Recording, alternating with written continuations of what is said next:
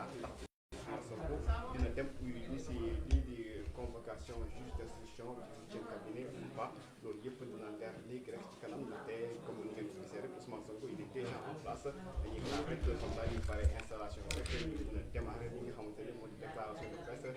président de Pastef ak député bi à l'Assemblée nationale gannaaw rek bu ñu munee li nga xamante ne moo di immunité parlementaire bi Ousmane Sonko donc après la convocation ak les réceptions donc on va indi micro ki waay Issa prochaine fois mu ko jël comme annoncé par ses avocats lors de cette déclaration de presse cet après-midi. Issa.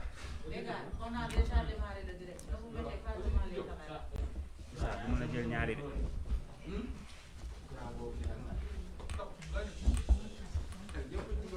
non ñaari mënul nekk. Et ça,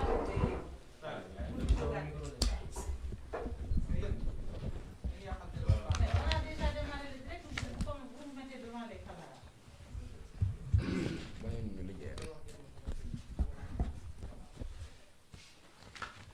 Très bien jël ngeen sama place sax ah mënuma teg sama feuille bi tellement benn il faut chercher une grande table.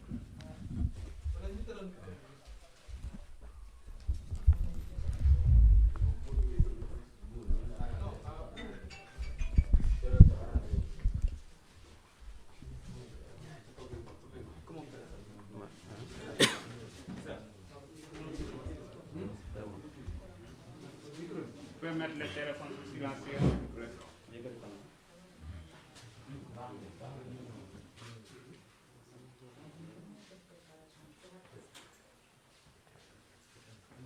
waaw dañ gisee mën nañ door. C'est bon?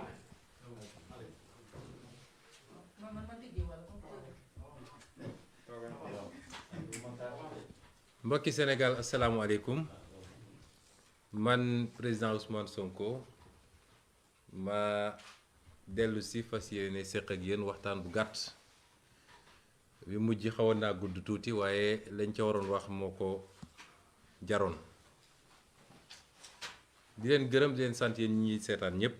di gërëm it suñu mbokk journaliste yi fi teew tey di doore sama wax ci ñaari wax yu am solo yoo xam ne benn boroom xam-xam bu ma seet si fan yooyu daf ma ko wax ne ma ci jamono jii nga toll ku la ne waroo wax danga war a noppi du sa mbokk ndax ña ka daan def ba wax bu jotee waxuñu toll nañ fu ñu bëggee wax mënuñoo wax ñaareel bi mooy ku la topp di la puus naan la li tubaab wax j'ai confiance en la justice du sa mbokk ndax boobu foo koy wax day fekk mu am justice bu indépendante surtout nag bu dee dossier boo xam ne dafa am cëslaayu politique may yokk ci ni ñun de wóoluwuñu justice su Sénégal waaye wóolu nañu ay magistrat ci biir justice Sénégal ndax lii histoire u Sénégal dafa biral ni musuñu fee gis dossier boo xam ne politique da cee fës justice àddu ci ñoo xam ne wute naag ni pouvoir exécutif mooy ni ki jiite réew mi bëggee su amee it ay exception la moo tax ñu ne bëri na ñoo xam dañ daan il faut ñu wóolu justice ñun de wóoluñu justice te loolu dañ ko am firnde yu wóor yuñ ko teg waaye ci biir justice wóolu nañu ay magistrat ndax foo dem di nga fa gis ay nit ñoo xam dara mënu leen këf dara mënu leen yóbbu ñuy def waxtaan bi loolu ubbi la woon di ko jagleel sénégalais yépp waaye rawatina ñi nga xam ne nag dañuy suñu soppe ñu jaral leen lu bëree bëri waaye di ko yaatal nag ndax toll nañ foo xam ne sooy wax opinion bi yépp ngay waxal ñépp lay déglu ku la bëgg ak ku la bëggul ku ànd ak yow ku àndut ak yow ñu ciy sant yàlla nag bu ñu yàlla yóbbee ba foofu ndax juróomi at ci gannaaw rek wala juróom-benni at ba ñuy door kenn xamuñu ci Sénégal di leen wax ni yéen sénégalais yi tey bu ñu toogee fii di waxtaan ak yéen seen njàmbarte moo ñu ko may ñun seen parlu moo ñu ko may waaye seen jàpp bi ngeen jàpp ci suñu xeex moo ñu ko may ndax su dul woon loolu rek defe naa lundi 8 def na léegi presque léegi mu def weer bu dul woon seen taxawaay lundi 8 googu la ñuy jël Ousmane Sonko ne ko caax tey duma toog fii di waxtaan ak yéen ñu leen ciy gërëm di leen ci sant ndax loolu kóolute gu mag la te defe naa mun nañ ne guléet la ci Sénégal guléet la ci Sénégal nguur yëkkati li muy yëkkati bugg ko sotti ci nit ak ko munti doon mu ne lii duma ko nangu parce que dañoo respecté wul samay droit nguur ga dellu gannaaw ba la ñu bëggoon def sottiwul loolu nag jàngat gu bari lañ ci jàngat te ñu jàmmarloo it jàngat gu bari lañ ci jàngat mooy projet bii nga xam ne ñun moom la ñu andi présenté ko Sénégalais yi ah am na fu mu toll Sénégalais yooyu fu sore ba ndaw ñi mag ñi jigéen ñi def projet boobu seen projet bopp mu jaral leen ñu xeex walla ñu sacrifié wu may wax ni projet boobu du Ousmane Sonko donte Ousmane Sonko am na ci solo ak fu mbir mi mun a mujj ak lu munti doon dafa am lu ñu ji te loolu meññ na li ci des mooy ñu mën a witti kon loolu kenn mënatu ko fay ci Sénégal moo tax ñun bi ñuy dugg ci projet politique dañu ne du projet personnel du parti unipersonnel waaye projet la boo xam ne ku patriotisme c'est-à-dire ku bëgg sa réew nekk sa dënn rek ku bëgg Afrique nekk sa dënn rek projet bi sa projet la seen taxawaay googu moo ñu may ñu nekk fii tey ba war a mën a wax ak sénégalais yi lu bari am na waaye seen taxawaay boobu moo ñu may ba li tubaab di wax ni gagné nañu la première manche mooy su doon match de football dañ naan premier mi-temps bi gagné nañ ko ndax suñu amul woon loolu du ñu am jot gu ñu jàkkaarloog sénégalais di wax ak ñoom ba tey biir na ci bopp sénégalais yépp nag même ñu àndul ak ñun ñépp dëppoo nañ ni lii ab complot la suñu nangu woon ñu taftafee ñu noonu ñu ko bëggoon def kon du ñu egsi fii mu des nag naka la ñu war a doxalee li ñuy dëgmal ndax boo nekkee ci xeex jàkkaarloog ñoo xam ne foo natt doole seen doole weesu na ko ci xarala li ñu yor ci alal gu ñu yor ci li ñu yor ci ay service moo xam administration moo xam police moo xam justice moo xam leneen ak leneen ñu téye ko seen loxo moo xam it lu ñu yor ci ay moyens yoo xam ne mun nañ koo jaarale ci ay nit ñooñu dem toogal leen di leen wax loo xam ne dañuy fexe ba nërmel xelu Sénégalais yi li ma ni wax yéen Sénégalais yéen a ma ko gën a xam soo jàmmarloog ñu mel noonu dafay laaj saa su ne étape boo toll nga taxaw xayma xool lu mu méngoog démarche parce que xeex bi doole dina ko gañe de waaye li koy gën a gañe mi ngi jóge ci xeltu boobu nag nga xam ne ñoo ngi koy saxal te wéetuñu ci moo ñu andi ba ñu xool ni ñii ñu jàmmaar lool muy Macky Sall ak ñi mu ay taalibeem yi muy yónni ñu koy defal lan mooy objectif am mooy di lépp lan la ciy wut parce que loolu buñ ko leeralee rek lépp lu ñuy doxal ci xeex bi dinañu xam fu ñu koy teg ma tontu ni ñoom dañoo amoon li tubaab di wax objectif principal mooy dañu amoon lu leen tax a jóg loo xam ne mooy seen yitte bi gën a rëy yitte boobu mooy lan mooy fexe ba ala kulli xaal 2024 Ousmane Sonko du doon candidat élection présidentielle li may wax dafa am solo na ko ñëpp jàpp parce que suñu comprendre ñoom ni ñuy doxale rek dañuy bàyyi xeex bi am solo bi nekk ci xeex yu ndaw ndawaan yi lay seen mbébét ñoom la leen tax a jóg ak leen tax a dugg ci lii lépp mooy nu ñuy fexe ba gàllankoor Ousmane Sonko ba 2024 fa ñuy taxawee di laaj réew mi moom du fa taxaw di ko laaj nañ ko defee woon ci gannaaw ak ñeneen muy Karim Wade ak Khalifa Sall loolu rek mooy objectif bi bu objectif boobu weesoo am na lu tubaab di wax objectif secondaire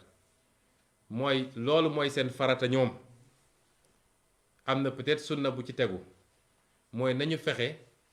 ba gàkkal ko ba tilimal ko ba sénégalais yi ne kii du nit bu baax ñaar yooyu mooy seen objectif bu njëkk ba nag moo leen gën a tere nelaw moo leen andil lii lépp boo xamee loolu nag ca doxalin bi ngay doxal da ngay fexe ba may leen ñoom lu leen yombalal loolu moo tax ñetti fan yi ñu jóge déglu naa ñëpp fu ne Sénégal nit woo na ma fa fu ne Sénégal nit jóge na fa mu jaral ko léeg-léeg mu taal otoom wala def délégation wala bokk ak association wala parti politique am démb fii ci salle bi recevoir naa si waa opposition nga xam ne dañoo bokk ci FRN recevoir naa waa société civile ba ci tey la mujj ak ñoom Alioune Tine recevoir naa fi ay kilifa diine ñoom Mama Matar Gueye ak ñoom Abbé Jacques Seck recevoir naa fi ay nit yoo xam ne bokkuñu ci benn kuréel waaye ñu Sénégal ñor la recevoir naa fi dégg naa fi walla woo nañ ma ci kilifa diine réew mi yëpp ñépp nag amul tarixa bi amul diine bi ci ay yóbbante yoo xam ne yegsi na ci man waaye ma doore ci li may wax li nga xam ne mooy li ci ëpp solo mooy ñi nga xam ne damay liggéey ñoom ñuy samay avocat parce que dossier bi nag dossier politique la téeméer boo jël juróom-ñett fukk yi politique la waaye am na ñaar fukk yoo xam ne ci yoon la ca war ci politique nag mooy li ñu def ba tey jii la ca war ci yoon mooy li ñuy liggéey ak ñi nga xam ne seen xam-xam màcc na jëm ci loolu muy suñu avocat toog nañu waxtaan ak ñoom ci ñaari réunion yu gudd muy dimanche bi passé ak tey jii ma déglu leen bu baax a baax loolu ñépp ñu ànd ak ñun képp ku ànd ak ñun dama bëgg loolu nga boole ko ci li war a tax tey ñu orienté suñu xeex ca lañu waxtaan lañu jàpp mooy benn dossier bi leen tax a jóg ñu ne dossier siif la dossier boobu dara newu ci dossier boobu juge ak nu mu jeng bu ñëwee ba ci biir lépp dina feeñ walla lépp feeñ na ba noppi sax amul juge boo xam ne war naa mën a ne lii dinaa ci condamner nit loolu dàqantewul nag ak li ma wax bi may ubbi ni man wóoluwuma suñu justice waaye wóolu naa ay magistrat yoo xam ne dañ leen ni tànn ci biir waaye ñii suñu bëggee def seen yëfu salte depuis procureur moom tuddatuma ay turam comme mi ngi toppatoo sama biir ménage di woo ay nit di wax lu jëm ci sama biir ménage procureur boobu mënatul assurer benn garantie ni procureur de la république la yàkkamti gu mu yàkkamti woon xam nga gaynde gu xiif yàkkamti gu mu yàkkamti woon jot ci Ousmane Sonko moo andi vice de procédure yi am ci dossier bi yépp wala bukki bokk ndax sax jox wax ko gaynde sax day rëy waaye procureur boobu ba ci la ñuy tànn ci juge d'instruction ba la ñuy tànn ci juge yu war a àtte état wala Macky Sall ak ay ñooñam bu ñu yëkkatee ab dossier loolu yëpp dañ ciy tànn ñu leen fay toogal ba defal leen li ñu bëgg a def moo tax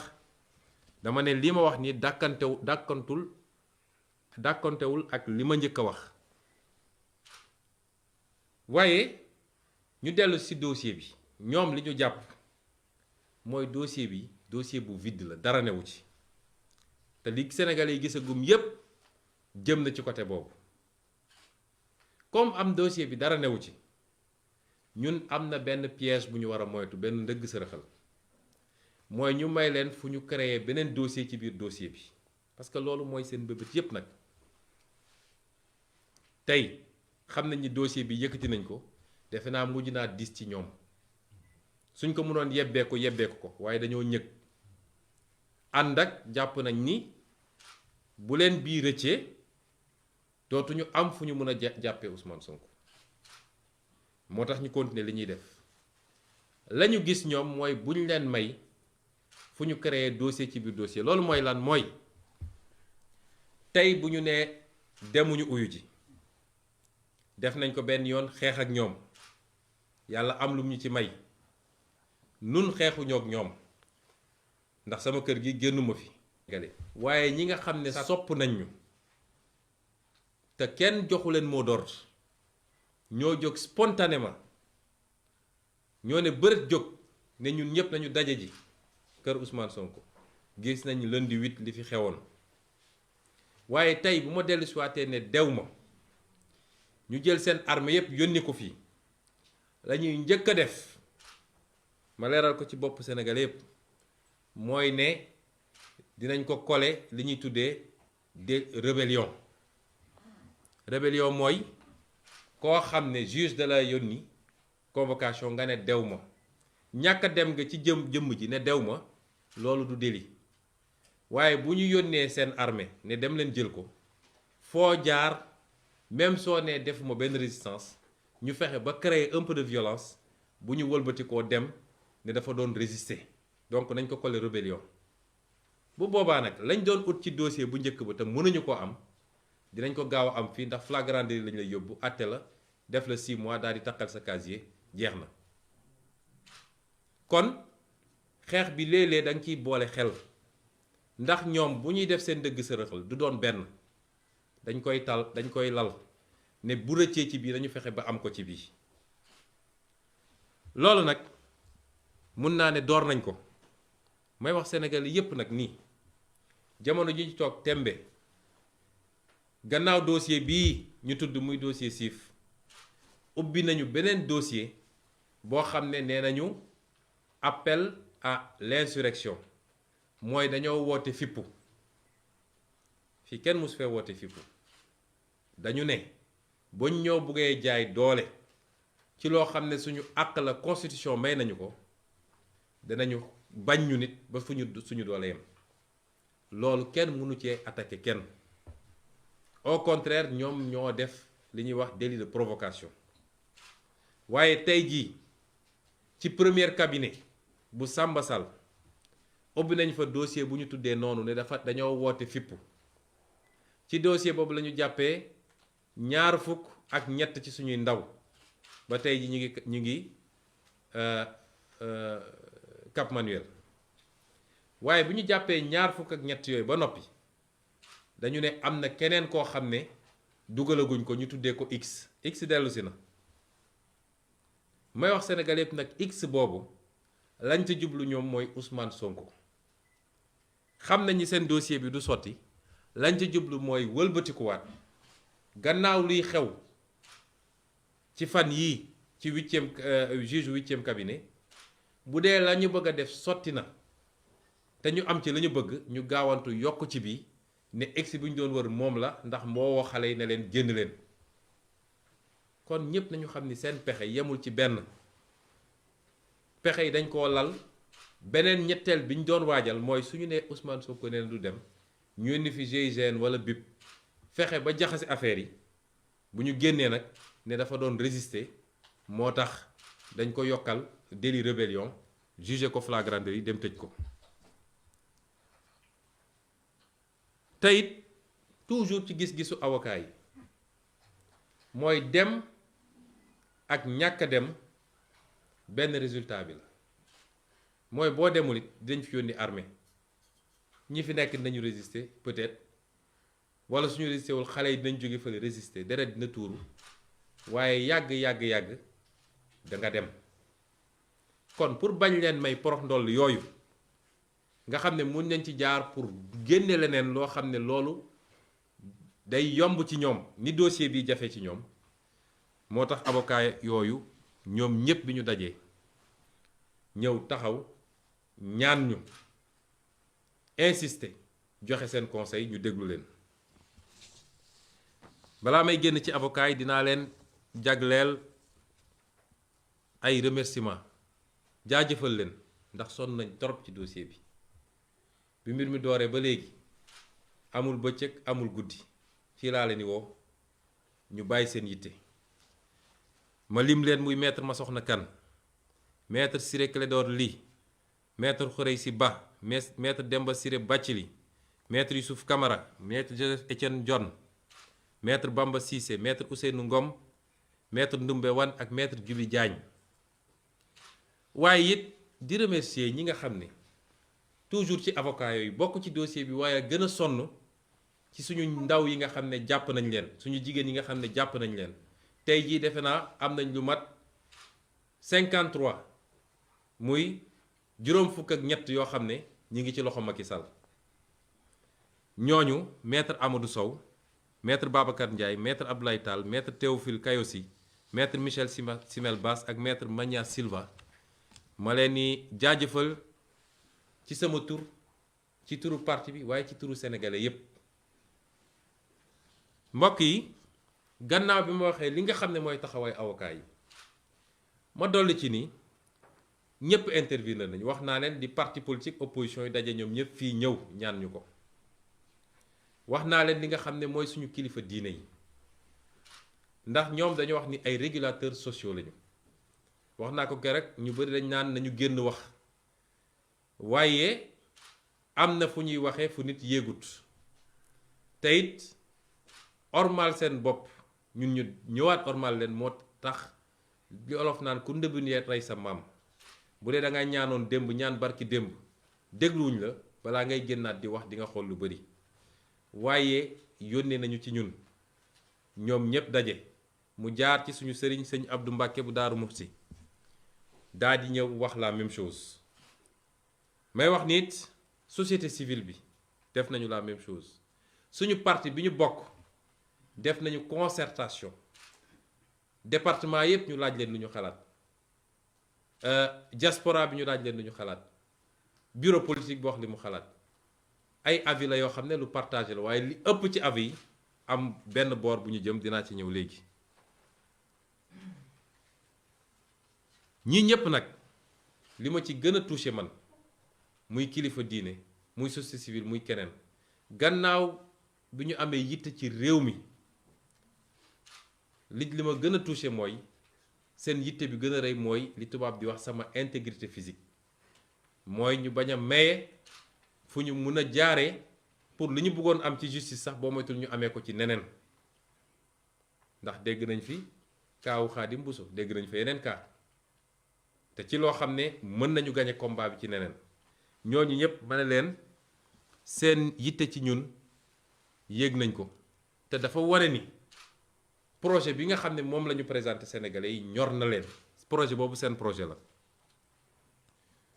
lii lépp nag moo tax ba ñu waxtaanee déglu ñépp ñu wax Sénégalais yi ni bu soobee yàlla ëllëg ca waxtu bi ñu ko waxee dinañu génnee fii suñu kër dox ndànk dem déglu lan la juge 8e cabinet war a wax ak nun waaye loolu tekkiwul ni dañoo deltu gannaaw xeex bi commencé gul sax te tekkiwul it ni mobilisation bi exceptionnelle bi nga xam ne am na Sénégal te ñu gëjoon ko gis dina wàññeeku tey la mobilisation war a gën a bëri tey la mobilisation war a gën a am doole tey la militants yi ak militantes yi ak sympathisants yi ak sénégalais yi nga xam ne ñépp dëgg rek moo leen ñor tey la ñu war a gën a mobiliser parce que bu ñu bëggee jaarale mbir mi feneen dina am neneen nu muy demee te it tekkiwul ni li ñu waxoon ni suñu droit ñun à la résistance suñu droit individuel constitutionnel jóge na fi waaye tekkiwul ni lii nga xam ne am na ci dossier bi yépp te avocat yi wax ko député yi wax ko ba suba député yi nañu déposer recours conseil constitutionnel ñu war a signé nañu loolu lépp duñ ko bàyyi mu jaas parce que lañ ca war a def ci yoon danañ ko def muy fii muy CEDEAO muy feneen ak feneen may woo nag sénégalais yi ndax duma ko wax ak Macky Sall ndax ku am xol am yëg-yëg ngay waxal ci lu jëm ci nit ñi ñii nga xam ne jaay nañ leen doole muy suñu otage politique yi ne sénégalais yëpp addu na leen Macky Sall bàyyi rawatina nag ñi nga xam ne jigéen lañu tey jii dañoo fas yéene woon démarrer grève de la faim ndax ñu ngi leen di pamti ku ñu jàpp àjjuma ba tey yóbbu leen delloosiwaat leen déglu sax defuñu leen ko lépp pour métital loolu taal na ay réew yu bari parce que jaay doole ci anam yi baaxul man maa leen ñaan ne leen bu leen grève de la faim ndax dama jàpp ni bokkul ak suñu gëm-gëm waaye li gën a garaaw mooy ku toll ci xeex danga soxla sa doole waroo affaiblir sa bopp te am naa ñëwante bu rëy ci ñoom nag ndax dama koy natt ci sama bopp moo tax ma ñaan leen ko waaye du lu ñu bëgg a génne ci xeex bi may wax tamit suñu police nationale wax naa ko keroog ci sama discours police bi ñun ñëpp la fi nekkal am na lu xew fii keroog sama kër te duñ ko bàyyi ndax def nañu lettre démenti retiré waat ko lu toll police nationale ñu war a jël jumtukaay yoo xam ne tey waroon nañ ko yóbbu ci xool ni ñuy xeexee Samba Boy ni ñuy xeexee terroristes yi ñu ñëw teg ko ci buntu kër Ousmane Sonko di ko espionner di ko filmer moom ak ay njabootam ak képp ku dugg ci kër gi ak ku génn ci kër gi loolu rafetul ci Sénégal te du kenn ku leen yónni ku dul Macky Sall ci dossier boo xam ne nee nañu dossier privé la bi loolu amee ba tey harcelé nañ ñu menacé nañ ñu dañuy ñëw par force dugg ci kër gi parce que dañoo am jumtukaay bu ñu ñàkk bu ñu wàcc fi keroog te il faut ñu jot ko bi ñëwee fi nee naa leen gisuñu jumtukaay boobu loolu doyul yónnee nañu ay médiation waaye ba tey ñi ngi ca loolu ñun nag dinañu constater par voie d'huissier su jaree ñu porter plainte police nationale dañ ko def xam naa ni police nationale wax naa ko keroog ay patriotes ñoo ci nekk ñoo ci ëpp waaye les gradés de la police laay wax bu leen nangu ñu jouer loolu leen rôle boobu compétition politique c'est entre les acteurs politiques suñuy jumtuwaay réew bu ñu ko jël di ko boole ci compétition politique day andi compétition déloyale Macky yor police yor gendarmerie yor lépp war a jàmmaarlu ñoo xam ne seen parti rek lañu yor ak seen discours loolu rafetul ci réew mi la tax nag ñuy insister ñoom xam nañu ñun xam nañu buñ ñu wax loo ngir yàlla waaye loolu dafa doy nañu bàyyi di utiliser moyen état bi di espionner ay citoyens tey amul benn citoyen sénégalais boo xam ne yaa ngi ci sécurité ñépp Macky mu ngi leen di espionner ñépp nag waxuma la sax ku ne ànduma ak moom waaye ñi mu àndal sax mu ngi leen di espionner ba kañ dañ koo dénk lii pour mu tabax réew mi na yem ca loola di wax tamit ni Sénégal amul kenn koo xam ne tey umpale nga ni lii complot la ak manipulation médiatique bi ñu def yépp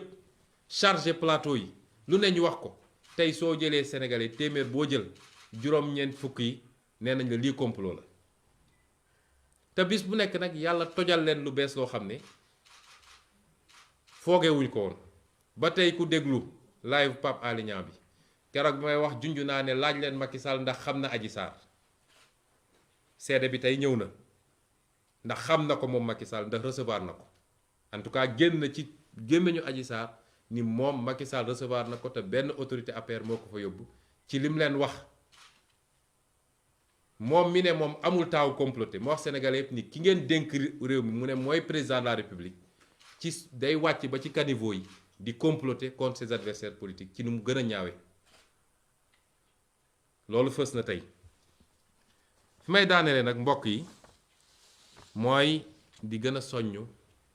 yéen ñépp ma leen gën a soññ xeex bi ñun de mun nañ ci ñàkk ay dunq waaye Macky Sall dina ci ñàkk nguuram ci nii wala ci nële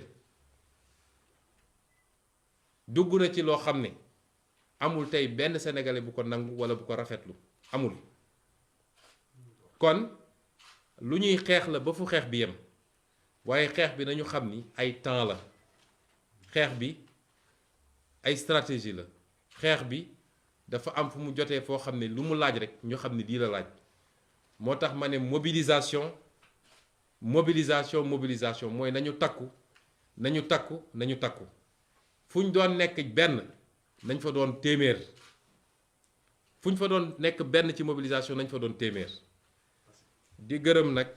mouvement citoyen yi également ñi nga xam ne ñëw nañu muy ay FRAPP Y'en a marre docteur Babacar Diop FDS ak Doyna ak Ñoo Lank tous ces mouvements citoyens parti politique yi nga xam ne jël nañ seen initiative ba démb am nañu ci def conférence de presse ñoom docteur Cheikh Tidiane Dièye Cheikh Bamba Dièye ñoom Bougane ñëpp ak ñi vraiment tous les partis politiques su ma limee rek juum ñi taxawoon assemblée nationale lu ne ñu daj ko ci ñoom ñëpp nag député opposition yi ñoom ñëpp ñu ngi leen di gërëm ne leen nag mobilisation bi ça ne fait que commencer mbokk yi lii laa bëggoon andi ci sama déclaration di ko faram-fàcce ci français ci nu mu gën a gaawee daal di yeewi ñëpp ndax defe naa mi ngi commencer guddi. Chers compatriotes, je me permets de m'adresser une fois de plus à vous pour vous édifier sur ma position par rapport à la situation actuelle. Je commencerai par rappeler les sages recommandations d'un ami que j'ai eu à recevoir ici et qui m'a donné 2 recommandations. Dans les circonstances actuelles, tous ceux qui te diront de te taire et de ne pas parler ne sont pas avec toi. Mais tous ceux également qui te recommanderont de faire confiance à la justice ne sont pas avec toi. Il a parfaitement raison. Il faut communiquer pour édifier l'opinion à chaque fois que nécessaire. Il faut communiquer parce que ceux qui sont avec nous, ceux qui nous suivent, mais l'opinion a besoin d'avoir des arguments. Chacun fera l'interprétation qu'il veut, le traitement qu'il veut, mais il faut communiquer, mais ne pas laisser communiquer à votre place. Particulièrement la contre-communication. Il a raison parce que nous savons de quelle justice on parle dans ce pays. Et il est exceptionnel, pour ne pas dire, on n'a jamais vu un dossier politique tranché par la justice dans un sens différent de celui du vouloir du prince, quel que soit le prince qui est là, mais en l'occurrence aujourd'hui, M. Macky Sall. Nous ne croyons pas à cette justice, mais nous croyons à certains magistrats. Il y a des magistrats sérieux, compétents, qui font correctement leur travail. Mais il est évident que lorsque le tenant du pouvoir entreprend un complot de cette nature, il s'assure de placer sur toute la chaîne judiciaire des gens capables de lui faire le sale boulot. Quelle que soit la qualité de votre dossier par ailleurs. Je voudrais dire à tous les Sénégalais,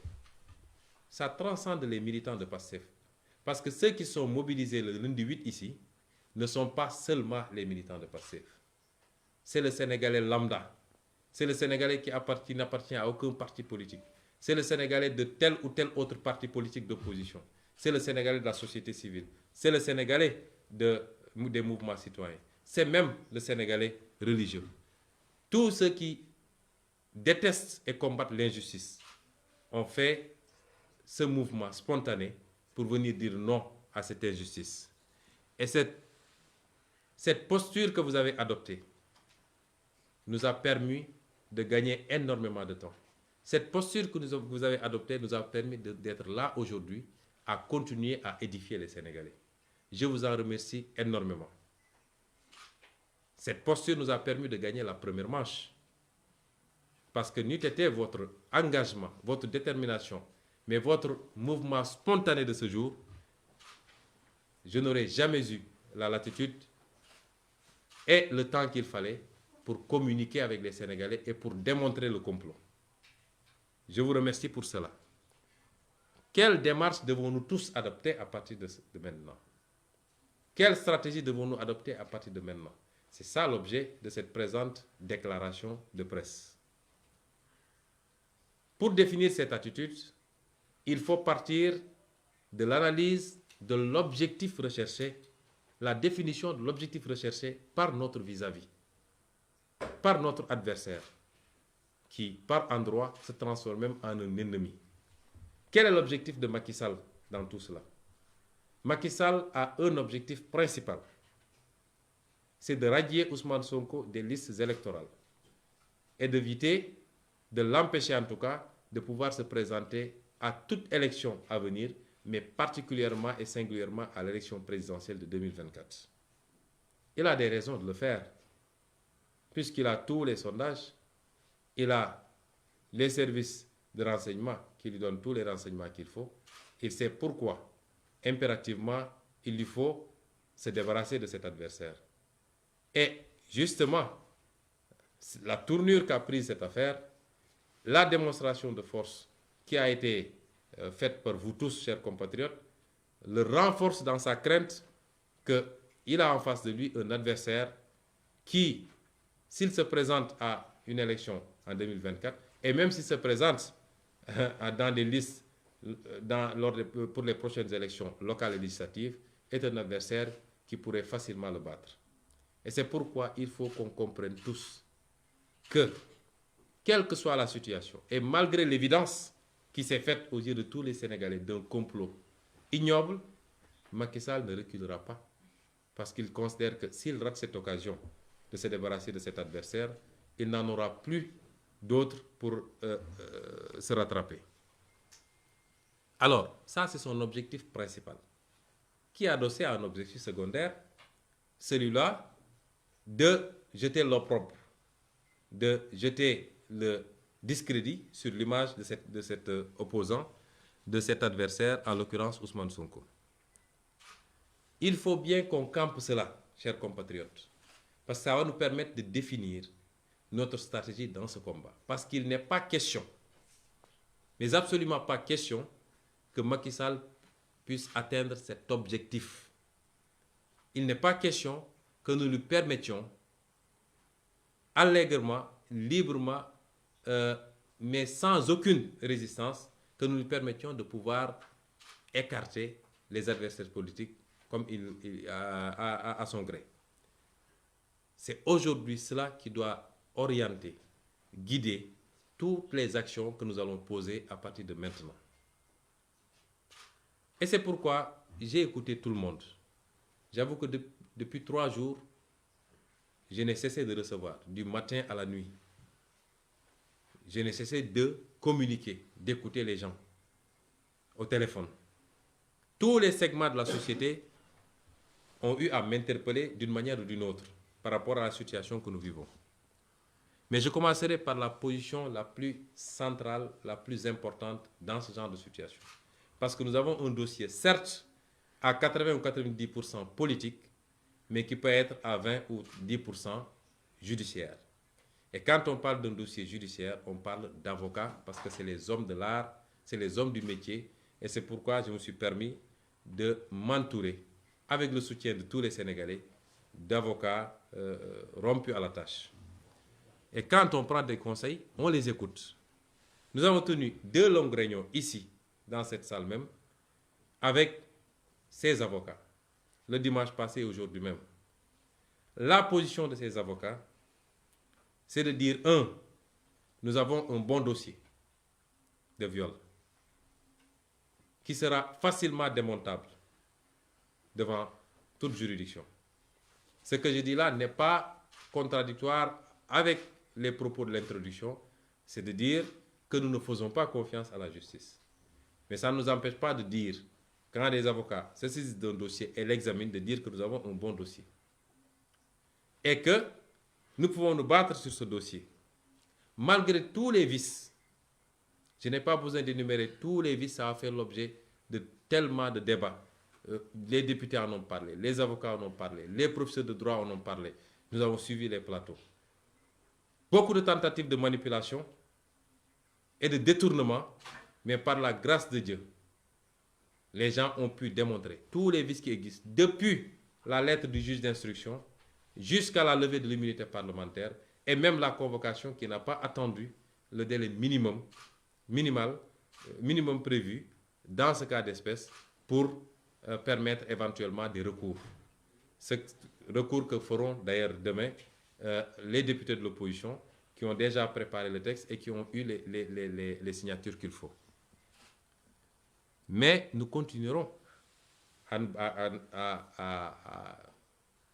nous battre contre ces vices et tous les recours qui devront être faits au niveau national comme international seront faits par les avocats. Donc, premièrement, la vacuité du dossier. Deuxièmement, quand on a un dossier bon, il ne faut pas donner à l'adversaire la possibilité de créer des dossiers dans le dossier. C'est ça qui est recherché.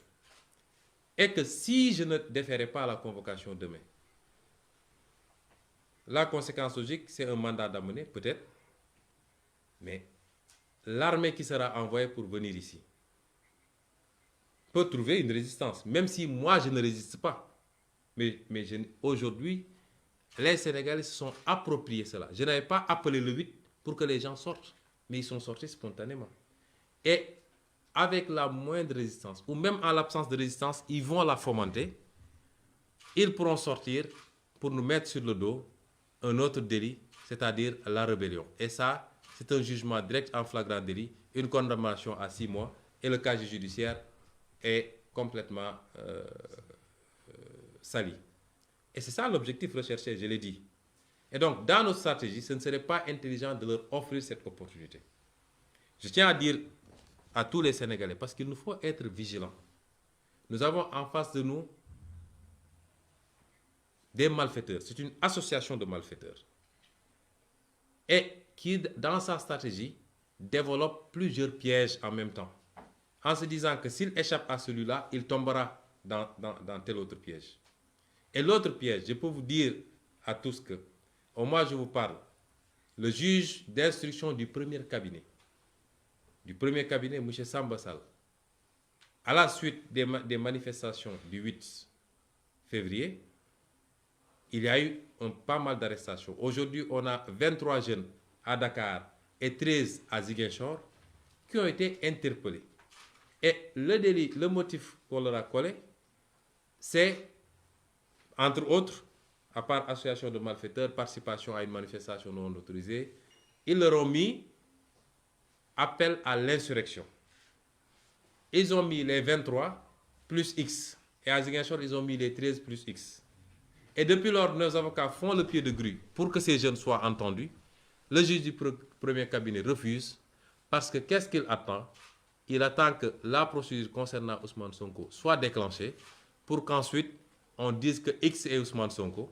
Et à partir de ce moment, ce dossier de viol, qui est un dossier vide, sera remplacé par un dossier sur l'appel à l'insurrection. C'est pourquoi ils ont fomenté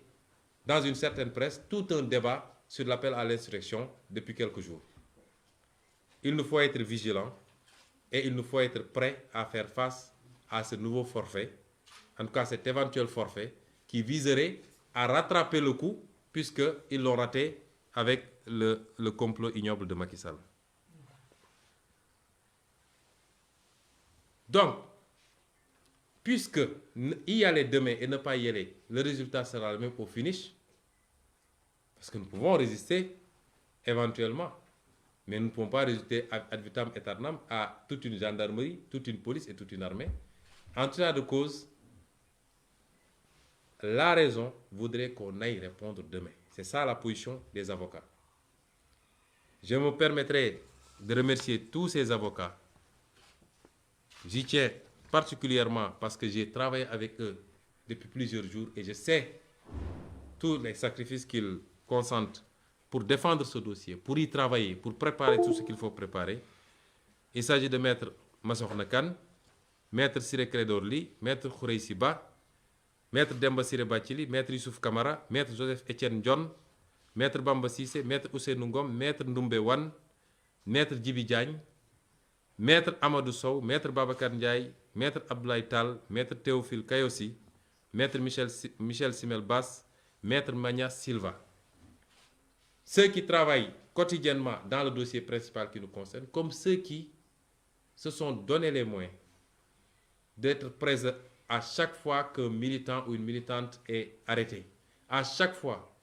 que quelqu'un est, même ceux qui ne sont pas nos militants et qui nous soutiennent, je veux parler des Guy Marius Sagna, des Dambodj, des Clédor Sène, tous ces gens-là, à chaque fois qu'il y a une arrestation, ces avocats sont donnés les moyens d'être présents pour qu'on ne les entraîne pas dans des déclarations qui pourraient se retourner contre eux. À part les avocats, toutes les autorités de ce pays, tous les segments, j'ai parlé des autorités religieuses. J'ai reçu toutes sortes de délégations ici dans cette salle. La dernière en date, c'est la délégation conduite par Djamra de Mamatar Gueye, Abbé Jacques Seck et beaucoup d'autres religieux. J'ai reçu des interpellations, des gens qui ont été envoyés par ces guides religieux, qui ont conclu tous à la même demande, non pas seulement pour l'apaisement, puisque l'apaisement ne dépend pas de nous, je le précise encore, ça dépend particulièrement de Macky Sall et de ses comploteurs, mais qui se sont souciés, et cela m'a touché au plus profond de moi, qui se sont souciés de mon intégrité physique, de mon intégrité morale, ce qui les a amenés à exprimer leurs demandes. Je les en remercie. Les partis politiques d'opposition, j'en ai reçu ici hier dans le cadre du FRN. La société civile, le dernier qui est sorti d'ici est M. Aluntine. Et un nombre incalculable de citoyens de tous bords qui m'ont interpellé depuis 3 jours pour insister et nous demander d'aller dans un sens. Notre propre famille, mais notre parti politique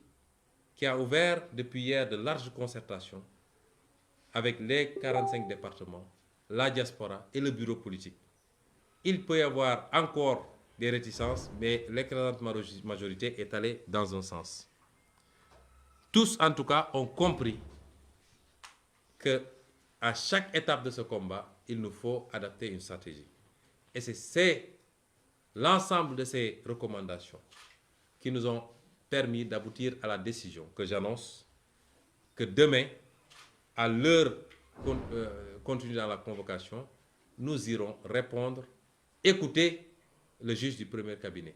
Mais cela ne veut absolument pas dire une abdication. Et j'appelle tout le monde à rester mobilisé parce que nous n'accepterons, mais absolument pas, aucune injustice, aucun forfait, aucune forfaiture par rapport à la gestion de ce dossier. Je dirais également, je continuerai les appels en appelant toutes les composantes de la nation. Et en première, les femmes. Les femmes, parce que 17 femmes aujourd'hui sont retenues par Macky Sall. 17 femmes qui n'ont rien, absolument rien fait, si ce n'est de se déplacer pour se rendre au domicile de Macky Sall. 17 femmes depuis 4 jours maintenant, depuis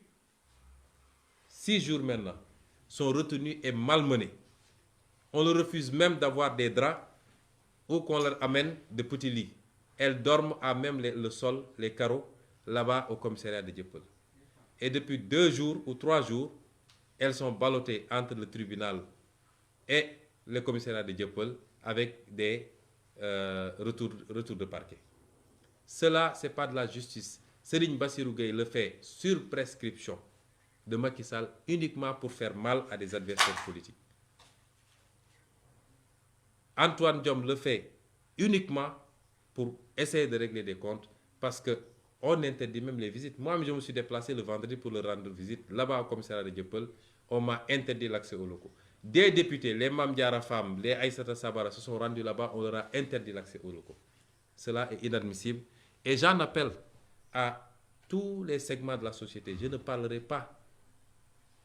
de Macky Sall parce qu'il faut avoir un cœur pour qu'on puisse vous interpeller. Je parle à tous les segments de la société. Ce qui se passe est inadmissible. J'interpelle notre police nationale. Quand on dit nationale, ça veut dire que ça appartient à la nation. ça appartient aux 16 millions de Sénégalais. Chacun de nous a les mêmes devoirs. La police n'est pas rémunérée par Macky Sall, elle est rémunérée par nos impôts. Elle doit rester à équidistance. Ce qui s'est passé ici, à mon domicile, le jeudi passé, est inadmissible. C'est-à-dire qu'on déploie des moyens les plus sophistiqués de l'État pour venir espionner un adversaire politique. Je maintiens mes accusations contre la police nationale. Et on en a les preuves et ils le savent. On en a les preuves, ils le savent, parce qu'on a les enregistrements, on a les vidéos, on a tout ce qui a été filmé ici. Que cette police nationale puisse se déplacer pour venir espionner un adversaire politique, mettre ici une fourgonnette qui filme 24 heures sur 24 ce qui se passe dans ma maison et qui intercepte tous les sons émis à partir de cette maison, c'est inadmissible. Et ça, c'est Macky Sall. On a accusé un recul extraordinaire dans ce pays avec Macky Sall. Et s'il y a un Sénégalais qui pense qu'il peut échapper à ça, s'il y a un Sénégalais qui ne se sent pas concerné, c'est qu'il se trompe. Tous les Sénégalais sont en danger parce que tous ceux qui diront que je ne réfléchis pas comme Macky Sall, je n'exprime pas les mêmes opinions que Macky Sall, sont systématiquement écoutés, traqués, piégés, manipulés pour avoir des ennuis judiciaires. Il faut aujourd'hui que chacun et chacune d'entre nous en soit conscient. Même les guides religieux sont espionnés dans ce pays. Que tout le monde le sache. Et cela est inadmissible parce que c'est une violation de la Constitution. La propriété privée, les données personnelles. Il y a des lois pour ça. Mais Macky Sall n'en a cure dans cette obsession de se maintenir au pouvoir. Je le dénonce, je le regrette et nous donnerons les suites qu'il faut parce que depuis des jours, on est harcelé ici. Nous avons été menacés d'une intrusion musclée de la police pour venir récupérer soi-disant un matériel qui serait perdu ici. Nous avons ensuite eu des émissaires qui sont venus négocier. Nous n'avons pas vu de matériel ici, je le dis. S'ils viennent, ils ne trouveront pas de matériel ici parce qu'on n'en a pas vu. Ils n'ont qu'à dire aux Sénégalais quel matériel ils ont pu perdre ici pour continuer à faire cette pression sur nous. C'est inadmissible. L'éclatement du complot, j'en terminerai. Je n'ai plus besoin de donner des éléments. 90% des Sénégalais sont convaincus et conscients que c'est un complot de très bas niveau. Ce qu'ils ne savaient pas ou ce qu'ils ne pouvaient pas établir, c'est jusqu'où il y a la chaîne de responsabilité. On a parlé de la fameuse avocate. Aujourd'hui, on a des preuves supplémentaires de son implication jusqu'au cou dans cette affaire-là. Et de son mari également, qui est ministre dans ce pays-là. On a toutes les preuves de ces implications-là. Et on exigera ce qu'il faudra pour que la justice fasse ce qu'il a à faire, le moment venu. Parce que beaucoup de gens nous disent pourquoi vous n'avez pas contre-attaqué. Après discussion de nos avocats, nous avons considéré que le moment viendra. Parce qu'on ne peut pas leur donner certaines opportunités. Mais les gens ne savaient pas que ça va beaucoup plus loin. Je l'ai dit l'autre jour lors de ma déclaration, j'ai dit les Sénégalais n'ont qu'à poser une question très simple à Macky. Est-ce qu'il connaît Adji Sarr? Ceux qui ont écouté aujourd'hui le live de Pape Alé et le témoignage y contenu peuvent maintenant répondre eux-mêmes à cette question. C'est que Macky Sall aurait reçu même Adji Sarr de la bouche de cette dernière, l'aurait reçu parce que celle-là lui a... En réalité, on est dans une grande entreprise de manipulation où, au finish, je me dis, est-ce que ce n'est pas les manipulateurs qui ont été manipulés par cette jeune fille? Je dis aux Sénégalais, Macky Sall a dit à RFI qu'il n'a pas il a autre chose à faire que de comploter. Je vous dis qu'il est le comploteur en chef et que c'est lui qui tire les ficelles de bout en bout de cette affaire-là. Enfin, je relancerai cet appel à la mobilisation de tous les Sénégalais et les Sénégalaises. Dans ce combat, nous pouvons perdre des plumes, mais Macky peut perdre son pouvoir. Tout dépend du peuple sénégalais. Est-ce que ce peuple peut accepter que celui qu'ils ont élu aux plus de responsabilités de ce pays, à qui ils ont donné tous les moyens pour transformer leur vécu, pour améliorer leur vécu, passe l'essentiel de son temps à espionner, à comploter contre ses adversaires politiques? Est-ce qu'ils peuvent accepter que la seule règle qu'ils connaissent par rapport à la conservation du pouvoir, Ce n'est pas la règle de la confrontation des opinions et des idées, la confrontation des programmes dans le cadre d'élections libres et démocratiques, mais la seule règle qu'il connaît, c'est la règle du complot pour liquider des adversaires politiques. Est-ce que les Sénégalais vont continuer à accepter ça? S'il il parvient à ses fins avec Ousmane Sonko, est-ce que les Sénégalais peuvent accepter un pays sans opposition? Si chacun, ceux qui ne se sentent pas concernés, qu'ils ne reviennent pas demain après pleurer. Lorsqu'il aura éliminé toute opposition, il déroulera en roue libre et il instaurera une dictature totale et totalitaire. C'est ça qui se joue actuellement et cela interpelle chacun et chacune des Sénégalais. Ceux qui étaient déjà dans la mobilisation, renforcez cette mobilisation. Ceux qui n'y étaient pas, rejoignez cette mobilisation parce que nous avons un combat à gagner et ce combat, c'est le combat pour le Sénégal, c'est le combat pour nos enfants et nos petits-enfants. Ce n'est pas un combat pour Ousmane Sonko. Je vous remercie.